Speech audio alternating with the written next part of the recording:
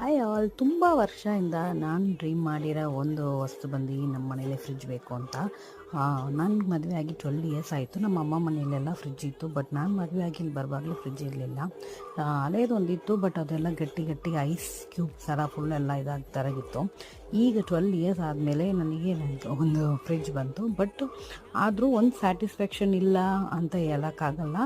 But I am satisfied. ಇದು ಬಂದು ನನಗೆ ನಾವೇ ನಮ್ಮ ದುಡ್ಡಲ್ಲಿ ಒಂದು ಹೊಸ ಫ್ರಿಜ್ ಇಸ್ಕೊಬೇಕು ಅಂತ ಒಂದು ಡ್ರೀಮಲ್ಲಿದ್ದೆ.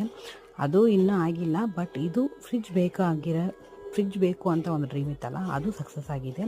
Thanks to my ಮದರಿಂದ.